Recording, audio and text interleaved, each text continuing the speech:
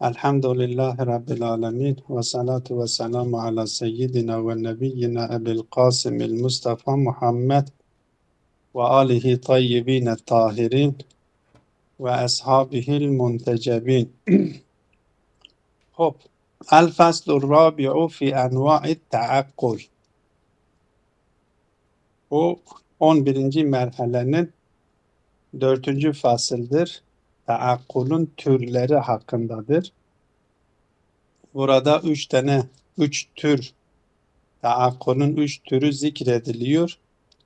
Bir tanesi taakkul kuvve merhalesindedir. Bir tanesi de bilfil tefsili merhalesindedir. Bir tanesi de icmali merhalesindedir. Bunlar kavramlardır. Mesela bil kuvve zaten biliyoruz. Bil kuvvenin ne anlamda olduğu maddede de biz bu konuyu işlemiştik. Yalnız burada bu bil kuvveden ne kastedildiği anlaşılsın diye ben dil üzerinden örnek veriyorum. Dil, mesela bir çocuk yeni annesinden doğduğu zaman hiçbir kelime telaffuz edemiyor. Ama telaffuz etme yetisine sahiptir. Yani ben buradaki taakkulun aklın mertebelerini ya türlerini dil üzerinden eğer biz bunu tasavvur edersek anlaşılması daha kolaydır. Bir çocuk annesinden doğuyor. Dili çocuk yani büyüğün ağzında olan dil o küçüğün yeni annesinden doğmuş olan çocuğun ağzında da dil vardır. Ama o çocuğun ağzındaki dille affedersin hayvanın ağzındaki dil arasında bir fark yoktur şey olarak. Konuşma, tekellüm bağlamında. Ama çocuğun ağzındaki dil konuşabilme, tekellüm etme, telaffuz etme, kelimeleri seslendirme yetisine sahiptir. Onun için çocuk anne babasını dinleye, kendi etrafındakilerini dinleye zihnindeki boşluk hem doluyor hem o zihnindeki boşluğun dolmasıyla birlikte o dildeki telaffuz etme yetisi de fiiliyet kazanıyor. Fiiliyet kazandığı zaman artık o kelimeleri telaffuz edebiliyor. Bir sene elbette çocukların durumlarına göre değişiyor, istidatlarına göre değişiyor. Bazı çocuklar bir sene anne babasını, 1,5 sene anne babasını dinliyor. Etrafındaki irtibatlı oldukları kişileri dinliyor. 1,5 sene sonra artık daha kelimeleri telaffuz etmeye başlıyor. Demek ki bu dil normalde hayvanın ağzındaki olan dil gibi değildir. Bu insanın ağzındaki dilde bir yeti vardır. O yeti kelimeyi telaffuz edebilecek yetidir. Ama o yeti fiiliyata geçmemiştir. 1,5 sene sonra bu dil fiiliyata geçiyor ve kelimeleri telaffuz edebiliyor. Buna o telaffuz etmeden önceki halete bil kuvve diyoruz. Aynı şekilde burada dikkat edilmesi gereken nokta, şimdi hayali tasavvurlar için burada maksat değildir. Ne hayalidir ne de hissi taakkulat. Burada tasavvuratlar maksattır. Burada o taakkul yani o külli olan ağaç, ondan sonra taş, toprak, ot, gök, yer, yani o külli olan tasavvurlar buradan maksattır.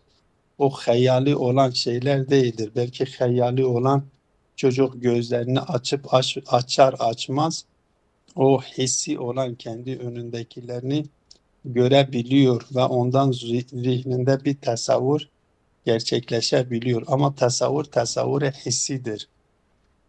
Tasavvur akli değildir. Ve aynı zamanda hayali olarak da tasavvur edebiliyor. Yani gözünü kapattıktan sonra o karşılaşmış olduğu o tasavvuru ne yapabiliyor? O nesneyi dışarı karşılaşmış olduğu nesnenin suretini kendi zihninde de hazır edebiliyor. Ama farz edelim karşılaşmış olduğu o tasavvurla nesnelerden almış olduğu suretleri mukayese ederek ve aralarında o ortak noktayı tespit edip ve o ortak noktadan külli bir suretin oluşması söz konusu değildir. Çocuğun ilk dünyaya geldiği zaman böyle bir yeti o tasavvurları, farklı tasavvurları yan yana getirip ve o tasavvurlar arasındaki ortak noktayı tespit edip ve o ortak noktadan külli bir tasavvuru kendi zihninde oluşturmak, öğretmek, normal çocuk bunu yapamıyor. Belli bir merhaleden sonra bu şekildeki yapı da daha önceki derslerde de işaret edildiği gibi ben söylemiştim. Mesela Zeyd'dir, Bekir'dir, Amir'dir. Bu Zeyd'den bir suret alıyor, Bekir'den bir suret alıyor, Amir'den bir suret alıyor. Bunların ortak yönlerini de tespit ediyor ve o ortak yönlerini ifade edecek bir tasavvur zihninde şekilleniyor. O tasavvura da biz mahiyet diyoruz. Mesela hepsine insan diyoruz. Ya hepsine hayvan deniliyor. Artık bu insandan başlayarak en küçük türden başlıyor. Hatta sınıflardan başlıyor. Türlerden cinsi mutevassit ve cinsi aliye kadar gidiyor. İnsan ilk dünyaya geldiği zaman bu yeti kendisinde vardır ama bu çıkarımı yapamıyor. O suretler arasında suretleri birbiriyle mukayese ederek o suretlerin ortak noktalarını tespit edip ortak noktalarını ifade edecek bir mefhum-i külli, mesela insan gibi, şecer gibi, hacer gibi bu insanda söz konusu değildir. Bil kuvve vardır, bil fiil yoktur. Bunu yaptıktan sonra bil fiil olarak tasavvur ettikten sonra buna tefsili deniliyor. Yani her bir tasavvurun diğer tasavvurdan ayırt ediyor, temayüz ediyor, birbirinden ayrı bir şekilde tasavvur ediyor. Diyelim ki mesela ağaçtır, taştır, topraktır, göktür, sudur, ateştir. Bunların hepsini birbirinden ayrı yapıyor. Belli bir merhaleden sonra herhangi bir alanda, herhangi bir bölümde uzmanlık yaptıktan sonra o bilimdeki kurallar, kaideler, mesela farz edelim bir müştehidi düşününüz. Kendisi içtihat derecesine ulaşmış. Artık zihninde fıkıhla ilgili olan meselelerin tamamı, usulül fıkıhla ilgili olan kuralların tamamını öğreniyor. O içtihat seviyesine varıyor. Orada uzmanlaşıyor. Veyahut da farz edelim matematikte bütün meseleleri, matematiğin bütün meselelerinde uzmanlaşıyor. ve kurallarını, kaidelerinin hepsini öğreniyor. O yeti kendisinde oluştuğu zaman ona da üçüncü merhale deniliyor. Ma'kulat buna artık ne diyor? Akli basit ya akli icmali deniliyor. Öyleyse birinci merhalede akli bil kuvve, ikinci mertebede akli tefsili deniliyor. Üçüncü merhalede ise akli icmali deniliyor. Bu akli icmalide de bu icmaliyle usulül fıkıhtaki icmali arasında fark vardır. Çünkü usulül fıkıhta da ilmi icmaliden bahsediliyor. Oradaki ilmi icmali denildiği zaman normalde biz mesela farz edelim önümde 2 tane su vardır. İkisinden bir tanesi necis ve bir tanesi de nedir? Bir tanesi de temizdir. Önümdedir 2 tane su. Bir tanesi necis, bir tanesi de temizdir. Ben bir tanesinin buradaki bir tanesinin temiz olduğunu kesin biliyorum. Ama 2 tane cehl de vardır. Bunlardan hangisi temiz, hangisi necis olduğunu bilmiyorum. Buna ilmi icmali deniliyor fıkıhta. Ama buradaki ilmi icmali denildiği zaman aslında basittir. Bu ilmi basitten ne kastedildi? Akli basitten ya akli icmaliden ne kastedildiği anlaşılması için ben şimdi şu örneği veriyorum. Mesela şimdi diyelim Yasin ezberiz. Herhangi birimiz Yasin suresini ezberlemişiz. Şimdi Yasin suresini öyle bir şekilde ezberlemişiz ki hatta bak Fatiha suresi hepimiz ezber biliyoruz. Ama Fatiha'nın kelimeleri hepsi zihnimizde hazır değildir. Hepimizde bir ezberleme söz konusudur. Fatiha'yı biliyoruz. Fatiha'nın tüm kelimelerini biliyoruz. Öyle bir istidat oluşmuştur ki onu okumak istediğimiz zaman hangi kelime hangi kelimeden sonra hangi kelime hangi kelimeden önce geldiği zaman geliyor biz okuduğumuz esnada biliyoruz. Yoksa öyle birisi bize sorsa ki mesela diyelim ki bu kelime bu kelimeden önce midir sonra mıdır belki karıştırabiliriz. Yahut da Yasin suresi herhangi bir surenin ezberlenmesi gibi. Normalde şartlar oluştuğu zaman yani onu okumaya başladığımız zaman kendiliğinden ardı ardına kelimeler geliyor. Eğer önceden mesela sorulsa hangi kelime hangi kelimeden öncedir belki bilmiyoruz. Ama nasıl ki okumaya başlıyor çünkü o meleke bizde oluşmuş. Meleke vardır. Ama biz kelimeleri birbirinden ayırt etmiyoruz. İcmal şeklinde, toplu şeklinde bizim zihin alemimizde, ruh alemimizde vardır. O topluca olması birbirinden ayırt edecek şeklinde ise buna ne diyoruz? Tefsili diyoruz. Zihnimizdeki o külliler oluştuğu zaman, o külli tasavvurlar oluştuğu zaman ve onları birbirinden ayırt edebilecek nitelikte isek biz buna ne deniyor? Burada felsefede tefsili deniyor. Tasavvurat-ı tefsili. Yani birbirinden ayırt ediyoruz. Mesela diyelim ağaçtır, hacerdir, yerdir, göktür. Bunları hepsini birbirinden ayırt ediyoruz. Ama yok. Biz o ilimde uzmanlaşmış kişi matematikte uzmanlaşmış, matematikin tüm kurallarını biliyor. Oradan matematikle ilgili bütün soruları çözebilecek yeti kendisinde oluşmuş.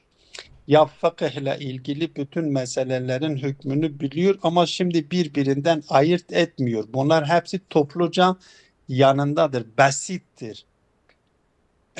Bunlara işte akli tefsir deniliyor. Akli basit deniliyor. İcmali de deniliyor. Ama bu icmali ile usulül fıkıhtaki icmali birbiriyle karıştırılmaması için buna akl-i basit de deniliyor. Seyda, Hop, o iki tane cehel neydi? Bir daha söyler misiniz bir zahmet? hangisi? İki tane cehel dediniz ya, iki tane su, iki kap su vardır, iki tane cehel meydana geliyor dediniz ya. He. Mesela önümde bana iki tane bardak vardır. Hı. Her ikisinde de su vardır. Ama birisi necis, birisi temizdir. Ben burada kesin bir bilgi var. Kesin bilgi nedir? Necis. Birisi burada necistir. Evet. Kesin biliyorum. Buna hangisidir bunlardan, bu bardaklardan hangisi necistir? Bilmiyoruz. Yani tefsilen hangisi necis olduğunu bilmediğim için tefsilen burada benim bilgim yoktur. Onları birbirinden ayırt edemiyorum. Öyleyse hangi bardağa vursanız bu necis midir, pak mıdır deseler ki benden sorsalar bu temiz midir? Ben diyorum bilmiyorum. Mesela önümde bardak su vardır. Bir tanesi A, bir tanesi de B'dir. A Seydam, bardağına A bardağına el vursalar deseler ki bu temiz midir diyorum bilmiyorum. Seyda, B bu bir cehel. bardağına O diğer ceheli diyorum. Bu bir tane ceheldi. O iki tane ceheli, o ikinci ceheli diyorum ben. işte ikinci cehli söylüyorum işte diyorum. İkinci bardağa el vursalar deseler ki temiz midir ben diyorum bilmiyorum. Ha, o ikinci cehel. Tamam, tamam Seydam. Tamam. İşte hangi bardağa el vursalar söyleseler ki hangisi temiz bu temizdir ben diyorum bilmiyorum. Ama bir tanesinin temiz olması kesindir. Tamam Seydam. Tamam. Şimdi uygulayalım bunu. في أنواع التعقل ذكروا أن التعقل على ثلاثة أنواع أحدها أن يكون العقل بالقوة bu aklı bil kuvve aynen dil gibi çocuk yani anneden dünyaya gelmiş dil hiçbir kelime telaffuz edemiyor bil kuvve ama bil kuvve olarak telaffuz etme yetisi taşıyor. Akıl da aynı. Akıl burada o tasavvur külli merhalesidir. Bunu da karıştırmayalım. His ile hayal merhalesi değildir. Bu taakkul merhalesi yani akıldan bahsediyor. Tasavvur külli merhalesidir.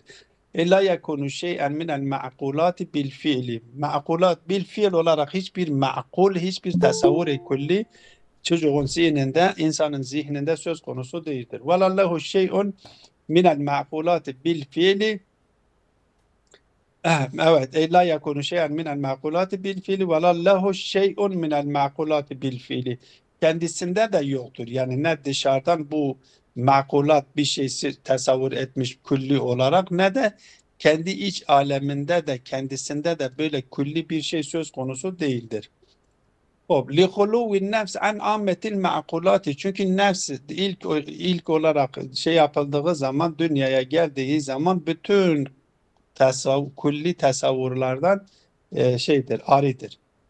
Ethani en yaqile ma'kulen o ma'kulatin kethiretin bil fiili. İkinci merhale dediğim şekilde o hayal merhalesinde mesela diyelim bir tespit yapıyor. Hayal merhalesinde Zeyd, Bekir, Amir tasavvurunu alıyor. İkisinin arasındaki ortak noktayı da tespit ediyor ve o ortak noktayı tespit ettiği ortak noktaya bir isim takıyor. Mesela insan deniliyor. İkisinin de insanlıkta ortaktırlar. Dolayısıyla külli bir mefhum şekilleniyor. Yahut da iki tane ağaç. B ağacı, A ağacı, B ağacı, C ağacı. Her ikisini mukayese ediyor. Ağaç olma noktasında bir ortak noktasını tespit ediyor ve kendisine hepsine ağaç diyor. Burada külli, şecer, külli bir mefhum şekilleniyor. Mümeyyizen li ba'diha min ba'din. Elbette bunları da birbirinden de ayırt edebiliyor. Yani mesela diyelim ki o öyle tasavvurat o kadar fazla da değildir. Ağaç ayrıdır kendi zihninde. Ağaç ayrıdır, toprak ayrıdır, taş ayrıdır, ateş ayrıdır. Yani bunların her birisinin tasavvuru küllidir. Külli olmasına aynı zamanda bu tasavvurlara biz mahiyet ediyoruz. Bu mahiyetler küllidir. Külli olmasına rağmen birbirinden de ayrıdır. Yani her birisine ayrı ayrı teveccüh ediyor. Benim zihnimde ben şimdi mesela ateşi tasavvur ediyorum. ağaçı tasavvur ediyorum, toprağı tasavvur ediyorum. Benim zihnimde bunlar birbirinden ayrıdır ve her birisine tasavvur ediyorum, benim yanımda hazırdır. Bu her birisini tasavvur ettiğimden dolayı yani birbiriyle karışık değildir, toplu değildir. Her birisi birbirinden ayrı, tek tek her birisine teveccüh ettiğimden dolayı buna aklı tefsili deniliyor. Ve huve el aklu tefsili, aklı tefsili deniliyor. Çünkü bunlar birbirinden ayrıdır. Es-salisu en ya'khile ma'hulatin kethiretin aklen bil fiili min gayri en yetemeyyeze ba'daha min ba'din. Yani aslında diğer bir kısmını bir kısmından temayüz etmiyor. Söylediğim şekilde mesela biz şimdi diyelim ki arkadaşlardan herhangi birisi Yasin suresini ezberdir. Şimdi Yasin suresini ezber olan Yasin suresi ezberdir. Hangi bu kelime bu kelimeden önce midir sonra mıdır bilmiyor. Yani o Yasin'deki kelimelerin hepsini kendisi biliyor. Ama bunları bir ardı ardına okuduğu zaman bunlar ardı ardına tek tek geliyor. Hangisi hangisinin önündedir, hangisi hangisinin sonundadır bunlar geliyor. Ha, öyleyse bir bütün olarak kendisinde vardır. Onu okuma melekesi kendisinde vardır. Bir bütün olarak vardır. Ama bunların tek tek ortaya çıkması ne zamandır? Şartlar oluştuğu zaman. Şartlar burada nedir? Okuduğu zaman, telaffuz ettiği zaman Yasin, Kur'an-ı Hakim okuduğu zaman, başladığı zaman kelimeler ardı ardına tek tek geliyor. Bunu bir ilim için, ilimden her ilmin usulül fıkıh bilim dalının kendisine uygun kuralları vardır. Genel kaideler vardır. Mesela riyazi dediğimiz matematikte kuralları vardır. Bunları uzmandır. Bütün meseleleri çözebilecek potansiyelde şeydedir. Çözebiliyor melekesi kendisinde vardır. İçtihat melekesi kendisinde vardır. Fıkıh meselesini sen sormadığın sürece bir meseleyi kendisinden müştehitten sormadığın sürece aslında o mesele aklına bile gelmiyor. Ama sorduğunuz zaman hemen cevabını veriyor. Artık gidip öğrenmesine gerek yoktur. Burada yanında hazırdır. Matematik meselesi hakkında kendisinden sorduğun zaman hemen cevap veriyor. Kendisi gidip kitaba bakmaya, yeniden öğrenmeye gerek yoktur. Zaten yanında hazırdır. Ama ona teveccüh etmiyor. Teveccüh etmediği için basit bir şekilde birbiriyle iç içe bunlar şeydedir. Kendisinin yanında hazırdır. Onun için buna diyor ki en yakila ma'kulatin kethiretin aklen bil fiili min gayri en yetemeyyeze ba'da min ba'din. Ve innema huve aklun basitun icmaliyun.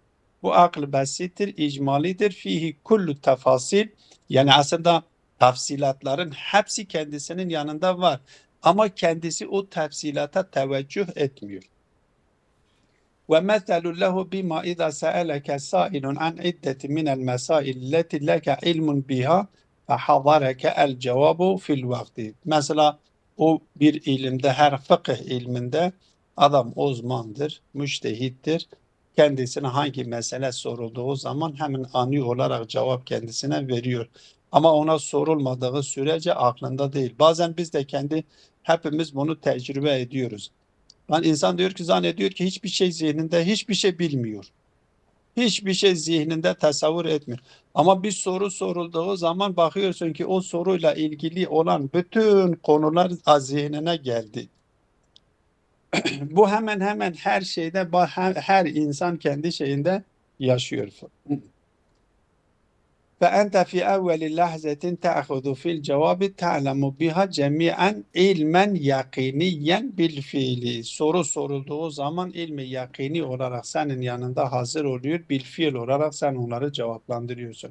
Lakin la temeyyüze li ba'diha min ba'din. Ama senin yanında bunlar birbirinden ayrı değildir. Ve la tefsil de yoktur. Ve innema yahsulu et temeyyüzü ve tefsilu bil cevabı. Ancak cevap ile şimdi zihin aleminde birçok mesele vardır. Konu ile ilgili metlep vardır. Hiçbirisine teveccüh etmiyorum ama anlatmaya başladığım zaman o Yasin'i okuması gibi, herhangi ezberlediğimiz surenin okuması gibi bakıyorsun, tek tek arka arkaya geliyor. Eğer orada o birikim varsa onlar arka arkaya geliyor. Kenne ma indeke menbe'un tenbe'u, sanki senin yanında bir menbe, bir kaynak vardır, o akıyor. Ve tecriminu et tefasil ve yusemma aklen icmaliyen. Buna da akle icmali deniliyor. Hop.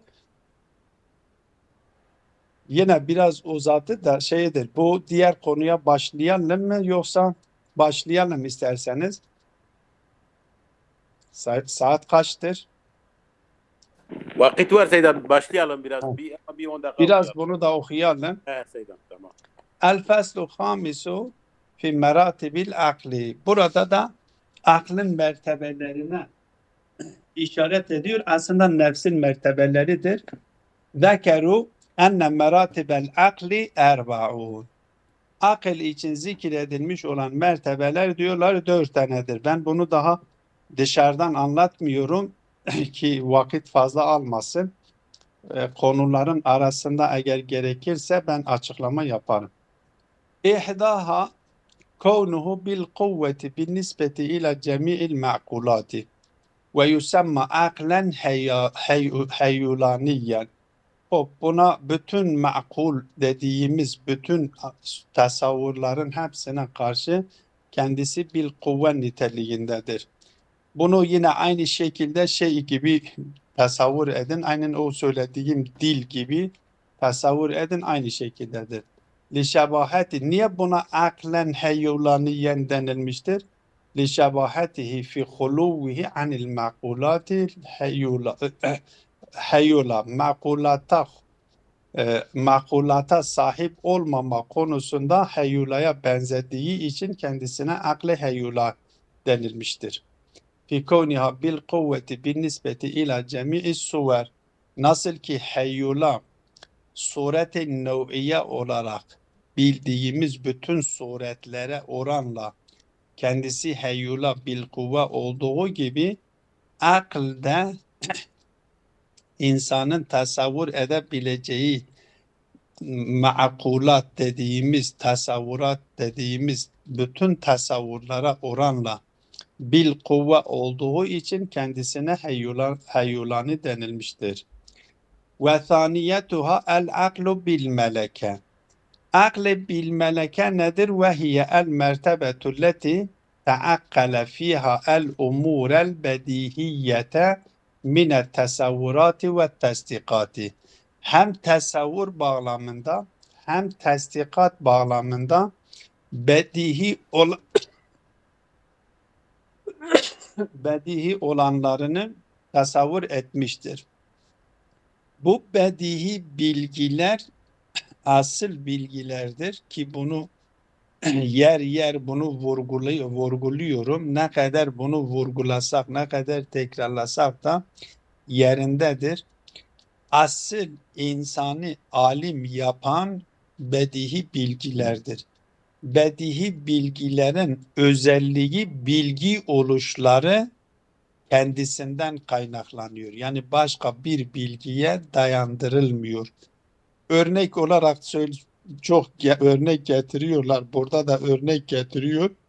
Kul kendi cüz'ünden büyük olması gibi. Yani ya cüz kendi küllünden küçük olmasını tasavvur etmek gibi ya kabul etmek gibi. Hem tasavvur ediyoruz, yani o kaziyenin her iki tarafının mevzu ve mahmulunu tasavvur ediyoruz. Bazen tasavvurat nazari olabiliyor ama tasdik nazari değildir. Bazen tasavvurat bedihidir, tasdik nazaridir. Bu şey olabilir. Mesela farz edelim, kul cüzden daha büyüktür. El kullu a'zamu min cüz'ihi. Bu mesela bir insan kullün ne olduğunu bilmiyor. Cüz'ün ne olduğunu bilmiyor. Buradaki tasavvurun kendisi bedihi olmayabilir. O tasavvur kullün ne olduğunu ilk önce kendisine açıklamak lazım. cüz'ün de ne olduğunu kendisine açıkladıktan sonra o zaman el kullu a'zamu min cüz'ihi dediğimiz zaman tasdik etmemesi imkansızdır. Ya el cüz'u asgaru min kullihi bunu tasdik etmemesi imkansızdır. Ya Halık kendi mahlukunu herkesten daha iyi bilir. Halık kelimesini açıkladıktan sonra, mahluk kelimesini de açıkladıktan sonra bu artık bunu tasdik etmemesi imkansızdır. İşte bu bilgi bedihidir. Bu bedihi bilgilerle biz nezeri bilgileri elde edebiliyoruz.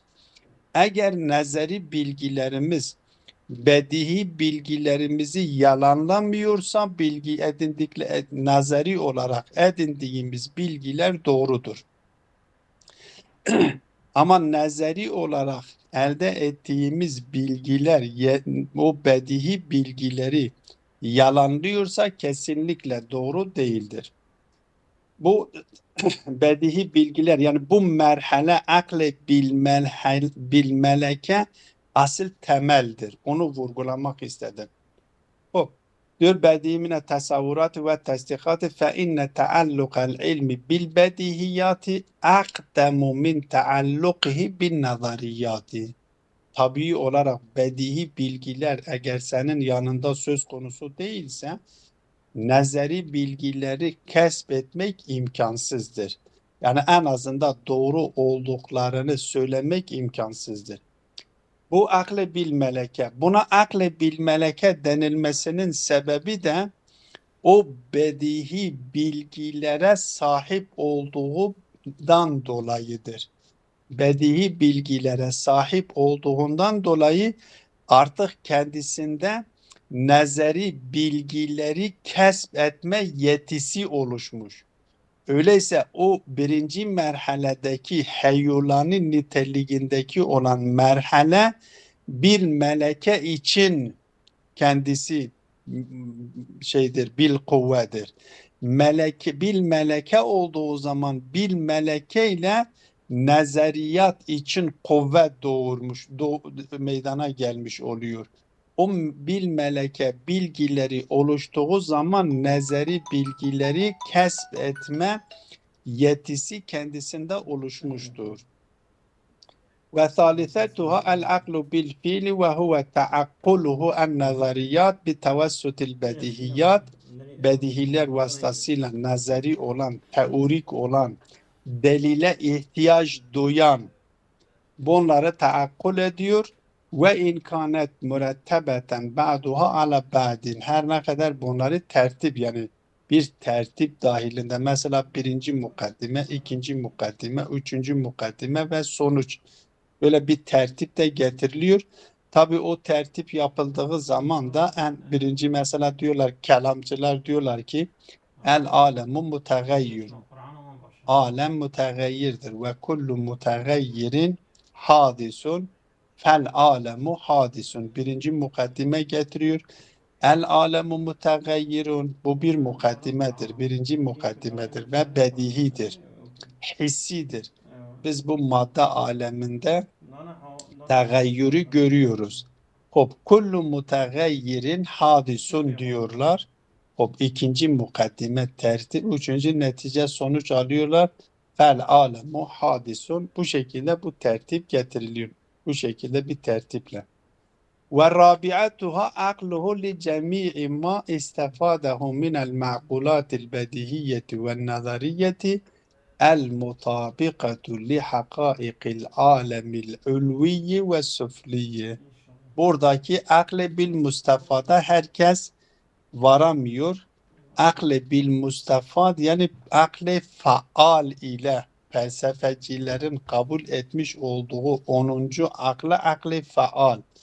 Bu akle faale bazıları Cebrail aleyhisselam demişlerdir. Cebrail aleyhisselamla akle bil mustafad yani akle faalla kendileri irtibata geçiyor ve kendisinin yanında şekillenmiş olan tasavvurların tamamı ister melekut alemiyle ilgili olsun ki alemi ulviye işaret ediyor. Ceberut alemiyle ilgili olsun, misal alemiyle ilgili olsun, ister içinde bulunduğumuz madde alemi olsun ki süfli alemdir. Yani kendisinde bu alemler bağlamında oluşturmuş olduğu tasavvurların tamamının mutabık-ı vaki'tir. Yani doğru olduğunu fark ediyor. Biliyor ki hepsi doğrudur. Çünkü doğruluk nedir? Benim zihnimde oluşmuş olan tasdikin sadık veya sadık olmadığını neye göre belirliyoruz? Mutabık-ı alemi hariç, mutabık-ı nefsül emr. Nefsül emr demek daha doğrudur. Nefsül emre mutabık olması gerekiyor. O nefsül emre mutabık olup olmadığını akle bil mustafat müşahede ediyor. Bunu fark ediyor, görüyor. Dolayısıyla burada diyor ki el mutabikat lil hakaid o zihninde oluşmuş olan bütün makulat, bütün tasavvuratlar ister bedihi olsun, ister nezeri olsun hepsinin alemi ulvi ve süflide olanla mutabık alemi ulvide ve alemi süflide olan hakikatlerle mutabakat içerisindedir. Ve bunun mutabakat içerisinde olduğunu da fark ediyor. Mesela farz edelim Peygamber sallallahu aleyhi ve sellem miraca gidiyor. Diyor ki Allah-u Teala diyor ki biz peygamberi abdimizi yaptık, götürdük. Niye linuriyehu ayatına ayetlerimizi kendisine göstermek. O ayetleri kendisi müşahede ediyor. Müşahede etti. Yani kendisinin zihninde tasavvur etmiş olduğu cennettir, cehennemdir. O göklerdeki alemi ulvi melekut aleminde, ceberut aleminde, misal aleminde bunların hepsini müşahede ediyor. Orayla irtibata geçtiği zaman bunların hepsinin doğru olduğunu, mutabık olduğunu müşahede ediyor ve doğru, sadık olduğunu kendisi bizzatihi bunlara müşahede ediyor. Bi istihdarihi el cemi'e ve iltifatihi ileyha bil fiil. Aslında bil fiil olarak bunlar artık teorik değildir. İlmel yakin değildir. Belki aynel yakin merhalesine oluşuyor. Feyekunu alimen alim olmuyor. Feyekunu alemen ilmiyen. Yani kendisi de ilmi bir aleme dönüşmüş oluyor. Mudahiyen lil alemil ayniyye. Alemul ayni nesnelerden oluşmuş. Ama o nesnelerin alemül ayndaki nesneler ister bu süfli alemde olsun, ister ulvi alemdeki olsun hepsinin tasavvuru kendisinin zihnindedir. Öyleyse kendisi de alemi ilmi olmuş oluyor. Bu alemi ilmi de alemi ayniyle tetabuk içerisindedir. Ve yusemma el aklul mustafat buna da akli mustafat deniliyor. Ve sallallahu ala Muhammedin ve alihi tayyibine